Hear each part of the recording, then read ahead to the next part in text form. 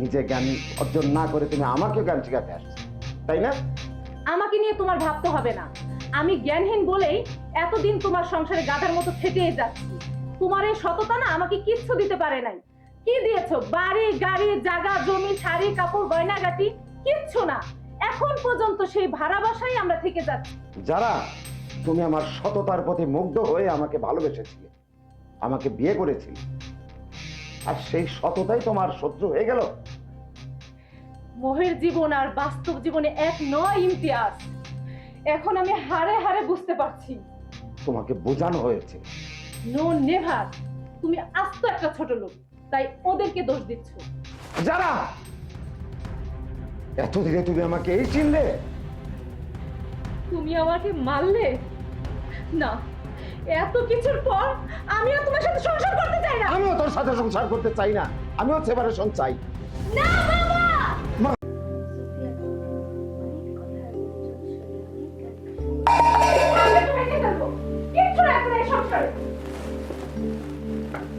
আচ্ছা যারা, তুমি একটু শান্ত হবে না?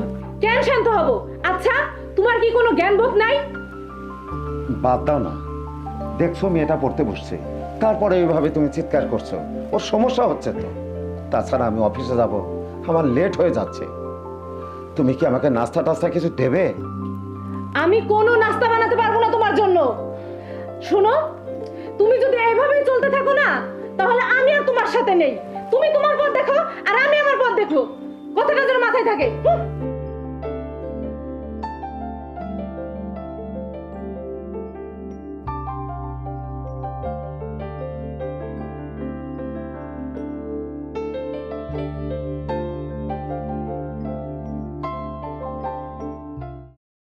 দেখুন ইমতিয়াজ সাহেব, আপনি খুবই দক্ষ এবং বুদ্ধিমান মানুষ। কাজের ক্ষেত্রে আপনার কোনোই জুরি নেই, কিন্তু মাঝে মাঝে আপনি এমন গর্ধবের মতো আচরণ করেন, সেটা আমাকে আশাহত করে। আমার কি কোনো কাজে ভুল হয়েছে? ভুল নয় তো কি? ফারুক সাহেবের ফাইলটা কি আপনি এখনো রেডি করেছেন? এখনো তো আপনি ফাইলটা রেডি করেননি। কখন রেডি করবেন? স্যার, আমি ফারুক সাহেবের ফাইলটা রেডি করতে পারি নাই। এটা আমাদের কোম্পানির রুলসের বাইরে। আপনি কি বোঝেন না? এই কাজটা যদি আমরা সম্পূর্ণ করতে পারতাম, তাহলে আমাদের 5 লাখ টাকা লাভবান হতে পারতাম। আমি জানি বলে এই কাজটা করতে পারবো না। আমি নিজেও যেমন ঘুষ খাই না, আমি ওই ঘুষ খাওয়ার কাজে কাউকে সহযোগিতাও করব না। শুধু তাই না, আমি এর আগেও অনেক চাকরি ছেড়ে দিয়েছি শুধুমাত্র ঘুষ খাইতে হবে বলে। আমি আমার সন্তানকে অসৎ পয়সায় মানুষ করতে চাই না। প্রয়োজনে আমি ডাল ভাত খেয়ে ওদেরকে নিয়ে আমি বেঁচে থাকবো। বাড়ি গাড়ি এগুলো আমার কিচ্ছু দরকার নেই। আমি চাই ইজ্জত, আমি চাই ভালোভাবে বাঁচতে। আসে স্যার, আসসালামু আলাইকুম। অপদার্থ কথাকার, নিজের ভালোটাও বুঝলো না।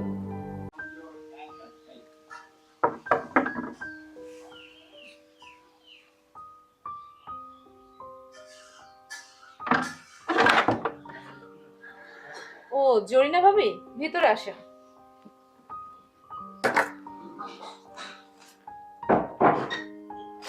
বসেন ভাবি। ভাবি, আপনি কিন্তু আবার মিস্টেক করলেন। আমার নামটা কিন্তু জরিনা নয়, আমার নাম জারিনা। আর ভাবি, আপনার কি কিছু চোখে পড়েছে? কই না তো ভাবি, আমার তো তেমন কিছুই চোখে পড়ছে না। ওহ ভাবি, আপনিও না খুব আনরোমান্টিক। আচ্ছা, বলুন তো ভাবি, আমাকে এই শাড়িটাতে কেমন লাগছে? ভালোই তো লাগছে। শুধু ভালো, একটু বেশি ভালো লাগছে না? এটা আপনার ভাই আমাকে কালকে গিফট করেছে। ও আচ্ছা, তাহলে গতকাল মনে হয় আপনাদের কোনো বিশেষ দিন ছিল, তাই না ভাবি? না ভাবি, আপনার ভাই গিফট করতে কোনো বিশেষ দিবস টিবসের প্রয়োজন হয় না। ও আমাকে প্রায়ই এটা সেটা গিফট করে। আর জানেন ভাবি, এই শাড়িটার দাম কত? আমি কি করে জানবো ভাবি, বলেন শাড়িটার দাম কত? ও হ্যাঁ, তাও তো ঠিক, আপনি কিভাবে জানবে? অবশ্য ভাই তো আর আপনাকে সেরকম কিছু এনে দেয় না। যাই হোক, এই শাড়িটার দাম খুব বেশি নয়, মাত্র 10,000 টাকা। ও আচ্ছা, তাই না ভাবি? যাক, ভালোই তো। তাহলে ভাই মনে হয় আপনাকে খুব বেশি ভালোবাসে, তাই না ভাবি? তার কি বলবো ভাবি, আহ, কালকে যে কি হয়েছে জানেন? আসলে কি ভাবি, আজকে আমার হাতে অনেক কাজ আছে বুঝছেন, সেই কাজগুলো আবার আমাকে করতে হবে। তাছাড়া একটু পরে আপনার ভাই চলে আসবে। আজকে আপনি আসেন ভাবি। ও আচ্ছা, ঠিক আছে, ঠিক আছে ভাবি।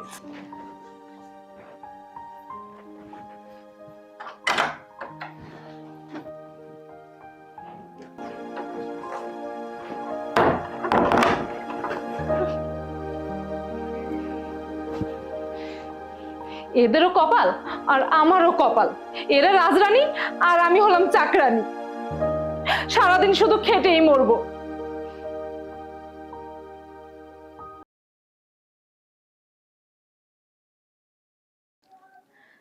দেখো তো ইমতিয়াজ, ড্রেসগুলো কেমন?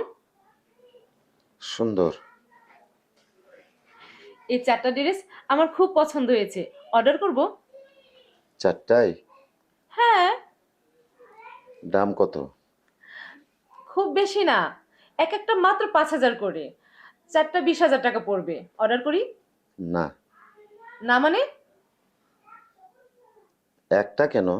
4টা না কিনে একটা কেন? একেবারে তো আর তুমি সবগুলো একসাথে পড়বে না। এই জন্য একটা আপাতত কেন, ব্যবহার করো, তারপর আবার আরেকটা কিনো। লাগবে না, আমার একটাও লাগবে না। আমার দামি দামি ড্রেস কেন লাগবে? কারণ আমি তো এবারে বউ না, আমি তো চাকরানী। কে তোমাকে চাকরানি বলেছে? নয়তো কি, দিনরাত শুধু খেটেই মরি, আর কিছু চাইলেই বেশি হয়ে যায়। শোনো যারা, অনেক সময় স্বাদ থাকলেও সাধ্যে কুলায় না। আর আমাদের মতো মানুষদের সাধ্যের মধ্যেই সবকিছু করতে হয়। শুনে ইমতিয়াজ, মন লাগে, মন ইচ্ছা থাকতে হয়। তোমার চেয়ে ছোট চাকরি করে 3 তলার ভাই ভাবিকে দামি দামি গিফট করে, কালকেও 10,000 টাকা দামি শাড়ি দিছে, আর তোমার কাছ থেকে আমি কিছুই পাই না। আসলে বউকে যদি ভালোবাসা যায় তখন টাকাটা বিষয় না, তোমার মন বলতে কোনো জিনিসই নাই। প্রয়োজন যতটুকু ততটুকুই তুমি অনেক হিসাব করে দাও, এর বাইরে কি মানুষের অতিরিক্ত থাকতে পারে না? অতিরিক্ত সবই খারাপ। আমার সাধ্যের বাইরে আমি কিচ্ছু করতে পারি না। আর শোনো যারা, তুমি আমাকে সবার সাথে আমাকে তুলনা করবে না। আমি কিন্তু ঘুষখোর নই। আমি প্রতিদিনই ঘুষের টাকা দিয়ে গিফট তোমাকে দিতে পারবো না।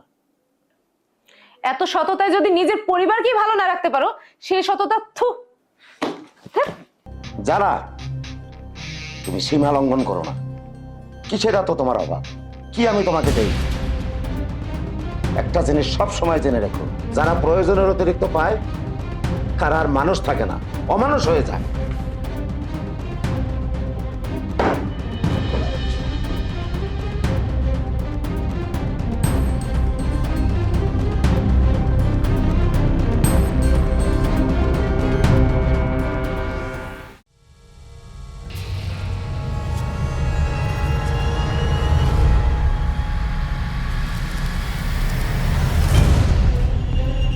যার সাথে আমি সুখী না, তাকে আমার জীবনে রাখার চেয়ে না রাখাই অনেক ভালো। তোকে মরতেই হবে ইমতিয়াজ, হ্যাঁ আমার হাতেই মরতে হবে, কারণ তুই ছাড়া আমি অনেক ভালো থাকবো। তোর এই পৃথিবীতে বেঁচে থাকার কোনো অধিকার নেই, তাই তোকে আমি সারা জীবনের জন্য ঘুম পাড়িয়ে দিব ইমতিয়াজ। তুই মর। কি হয়েছে মামুনি, কি হয়েছে তোমার? চিৎকার করছো কেন মা? কথা বলবো। চিৎকার করছো কেন তুমি মা? কথা বলবো। কি হয়েছে মা?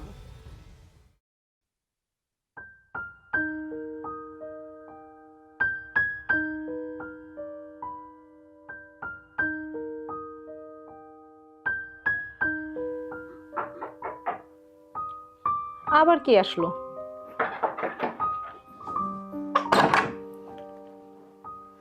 ও জরিনা ভাবি। উফ ভাবি। ও সরি সরি, জেরিনা ভাবি। হ্যাঁ।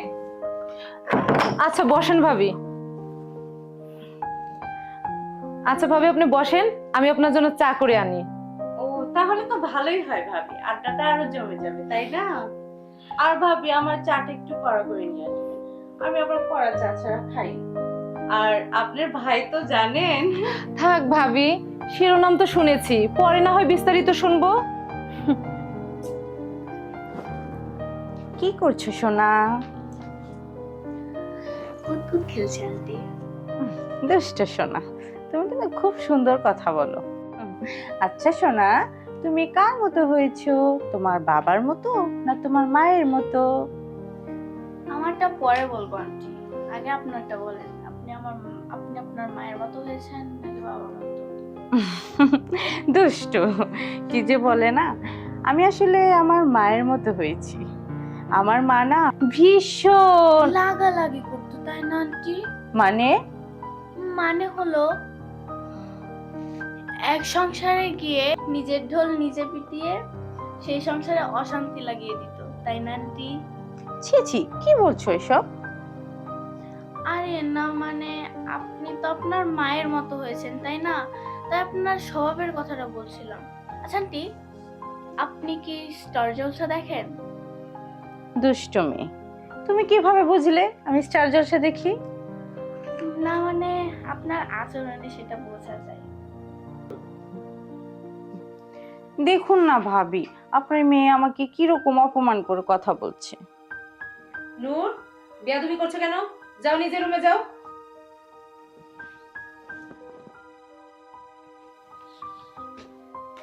ভাবি চা খান। থ্যাংক ইউ ভাবি। ভাবি, তারপর শুনুন, দেখেছেন ভাবি আপনার ভাইয়ের কি কাণ্ড? দেখুন না, কাল রাতে আমাকে আবার এটা গিফট করেছে। আমি নেবই না, তারপরে জোর করে দিয়েছে। কি বলে জানেন, যদি আমি না নেই তাহলে ও আমার সাথে কথা বলা বন্ধই করে দিবে।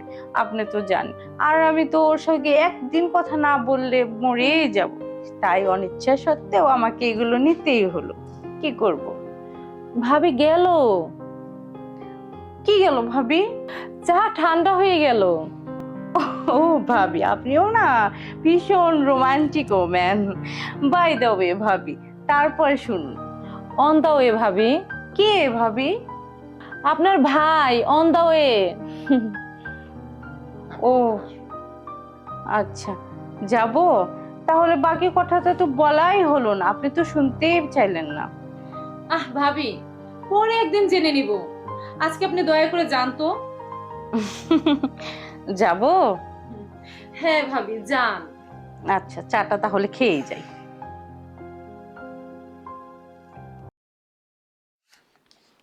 বাবা, জি মা। আমি একটা দৃশ্য এঁকেছি, দেখো না কেমন হয়েছে। মা, আমার এখন অফিসে যেতে হবে জরুরি। তুমি এটা যত্ন করে রেখে দাও, আমি অফিস থেকে এসেই তোমার এটা দেখবো। তুমি এখন তোমার মামনিকে দেখো। ওকে মা?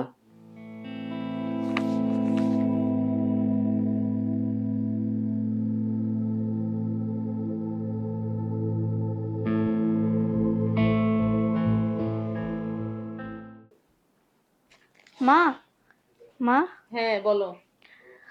আমি না একটা দৃশ্য এঁকেছি, দেখো না কেমন হয়েছে। আহ নূর, বিরক্ত করো না তো। যাও রেখে দাও, আমি পরে দেখবো।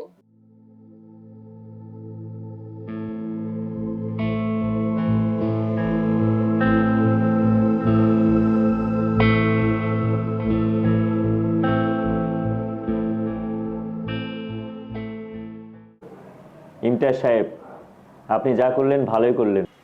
আমি নিজেও ঘুষ খাই না, আর ঘুষ খাওয়ার কাজেও তা কাউকে আমি সহযোগিতা করি না। যাদের মধ্যে বিবেক আছে তারা এই লক্ষ্মী নামের অলক্ষ্মীকে কখনোই আমন্ত্রণ জানাবে না, পায়ে ঠেলে দিবে। ইমতিয়াজ সাহেব, আপনি বড্ড নীতিবান মানুষ। এত নীতিবান হলে দুনিয়ায় চলায় খুব কঠিন। আমি এতটা লোভী নয় যে আমি আমার পারিশ্রমিকের বাইরে গিয়ে ঘুষের টাকা ইনকাম করব। আমি এটাকে মনে প্রাণে ঘৃণা করি। আমি আপনার চাকরির নিখোঁজি করি স্যার। আমি কোনোভাবেই আপনাকে অনৈতিক কাজে আমি সহযোগিতা করব না।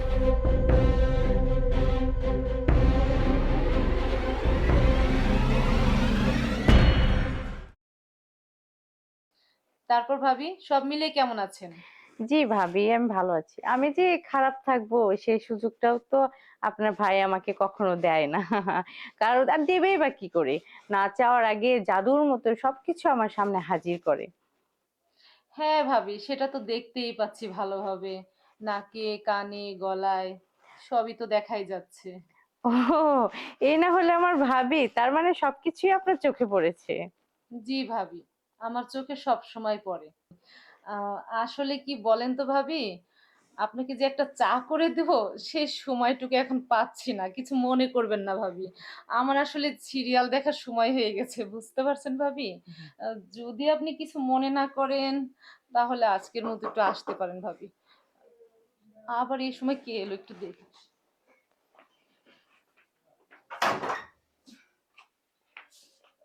তুমি এই অসময়, আসো ভিতরে আসো।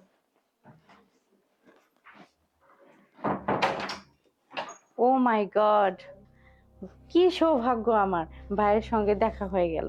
আসসালামু আলাইকুম ভাইয়া।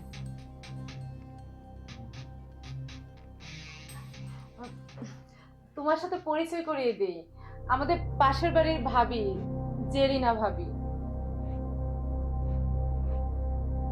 আচ্ছা ভাবি, তাহলে আমি আজ আসি। হ্যাঁ। যাবেন কেন? আরো কিছুক্ষণ খান। কি ভাইয়া? আপনার ভাবির মাথা ভালোই তো খাচ্ছেন, খুব মজা তাই না? আমি আবার কি করলাম? কি করেননি তাই বলেন। কি বলবো, আপনি আমার বাসায় এসেছেন। শুনুন ভাবি, আমি যেন আর কোনোদিন আমার বাসায় আপনাকে না দেখি।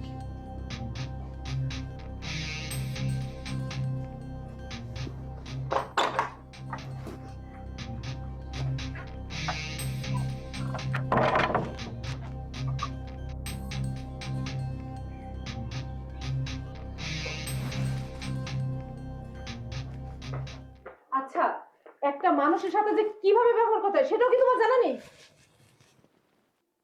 তুমি আমাকে ব্যবহার শেখাতে আসছো? তুমি নিজের প্রতি যত্নশীল হও, কিভাবে মানুষের সাথে আচরণ করতে হয়। নিজে জ্ঞান অর্জন না করে তুমি আমাকে জ্ঞান শেখাতে আসছো, তাই না? আমাকে নিয়ে তোমার ভাবতে হবে না। আমি জ্ঞানহীন বলেই এতদিন তোমার সংসারে গাধার মতো খেটেই যাচ্ছি। তোমার এই সততা না আমাকে কিচ্ছু দিতে পারে নাই। কি দিয়েছো? বাড়ি, গাড়ি, জায়গা, জমি, শাড়ি, কাপড়, গয়নাগাটি, কিচ্ছু না। এখন পর্যন্ত সেই ভাড়া বাসায় আমরা থেকে যাচ্ছি। যারা, তুমি আমার সততার প্রতি মুগ্ধ হয়ে আমাকে ভালোবেসেছিলে, আমাকে বিয়ে করেছিলে, আর সেই সততাই তোমার শত্রু হয়ে গেল। মোহের জীবন আর বাস্তব জীবনে এক নয় ইমতিয়াজ। এখন আমি হাড়ে হাড়ে বুঝতে পারছি। তোমাকে বোঝানো হয়েছে। No never. তুমি আস্ত একটা ছোট লোক, তাই ওদেরকে দোষ দিচ্ছ। যারা, এত ধীরে তুমি আমাকে এই চিনলে? তুমি আমাকে মারলে না, এত কিছুর পর আমি আর তোমার সাথে সংসার করতে চাই না। আমিও তোর সাথে সংসার করতে চাই না, আমিও সেপারেশন চাই। না বাবা! মামনি, মামনি, ও মামনি, কি হয়েছে তোমার? মামনি কথা বল। কথা বলো মা, কথা বলো। রফিক, নূরের কি অবস্থা, কি দেখলি? ডন্ট ওয়ারি ইমতিয়াজ, কোনো চিন্তা করিস না, বস। চিন্তা করবো না মানে? আসলে তো দোস্ত, ওর তো মানসিক সমস্যা, ওর তো শারীরিক কোনো সমস্যা নেই। দেখ ইমতিয়াজ, এর আগেও অনেকবার বলেছি, বাচ্চার সামনে তোরা ঝগড়াঝাটি করিস না। আজকের বাচ্চার যে অবস্থা, এর কারণ তুই এবং ভাবি। রফিক, আমরা যা ভুল করার তা তো করেই ফেলেছি। এখন তুই আমাদের বল, আমরা এখন কিভাবে ওকে সুস্থ করে তুলব? তোরা ওর সামনে ঝগড়াঝাটি করবি না, ওকে আদর দে, ভালোবাসা দে, এক সময় দেখবি ও আস্তে আস্তে ঠিক হয়ে গেছে। থাকলো তোমার এই তো। আমি আজকের এই দৃশ্য আমাকে মুগ্ধ করে ফেলছে। যারা, কি যে ভালো লাগছে আমার, এটা আমি তোমাকে বুঝিয়ে বলতে পারবো না। আসো, আমরা আজকের এই সময়টুকু স্মৃতিবন্দী করে রাখি।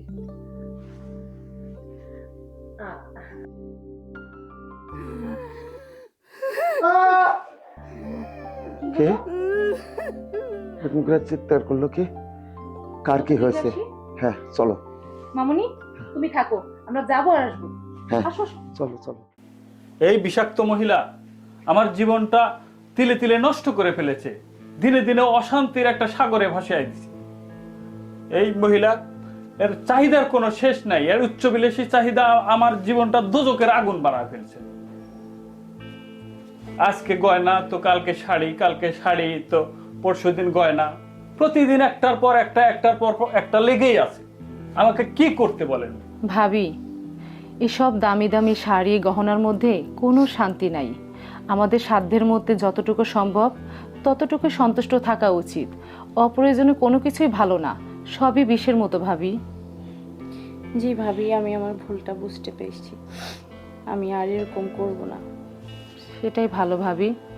ওগো, তুমি আমাকে ক্ষমা করে দাও। ভাবি, সেদিন আপনি আমার বাসায় গিয়েছিলেন, আমি আপনার সাথে একটু খারাপ ব্যবহার করেছিলাম। আসলে সেদিন যা কিছু বলেছিলাম সবই আপনার ভালোর জন্য। আপনি যদি সেদিনের সেই কথাগুলো শুনতেন তাহলে আজকের এই দিনটা দেখতে হতো না। আর আপনাকে একটা কথা বলি ভাই, ভাবি যেহেতু তার নিজের ভুল বুঝতে পেরেছে, ভাবিকে আপনি ক্ষমা করে দেন। আর দুজনের ভালোবাসাই হলো সংসারের মূল সম্পদ।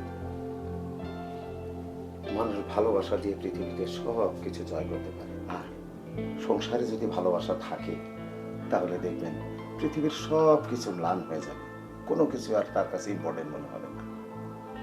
তাই আমি বলি, ভাবি যেহেতু মাপ চেয়েছেন, ভাবিকে ক্ষমা করে দেন। আবার নতুন করে আপনারা শুরু করেন, দেখবেন ভালোবাসা দিয়ে সব কিছু জয় করা যাবে। হ্যাঁ ভাই, ইমতিয়াজ ঠিকই বলেছে।